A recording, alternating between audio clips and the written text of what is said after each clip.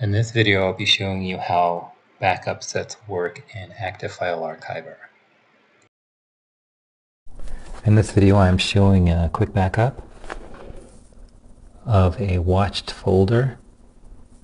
We select the folder, then we hit the backup button, and the first thing Active File Archiver does is it has to go through the directory and select all of the files that are in the folder and any children.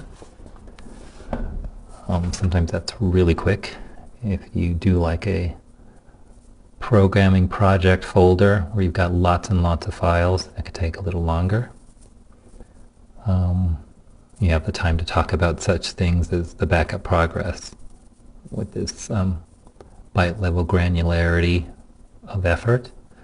We have the amount of time the process has taken so far and the estimated time of completion based on what we've copied and how fast we've done it. This seems to be moving along pretty quick. Before you actually restore a backup set, a dialog box appears that warns you that any files with the same names will be overwritten by the operation. It gives you the opportunity to cancel. Maybe you thought about it and you thought, well, I don't actually want to restore that.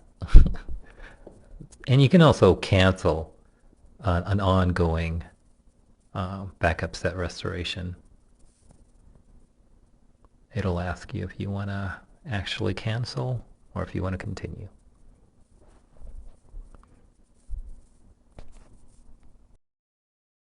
And after your backups, you can at any time assign a name so you can express what's there, or you can show what's there in the backup. In this video, I'm showing how the folder restore function works, restoring a file set. You can have multiple file sets. You can also name the file sets.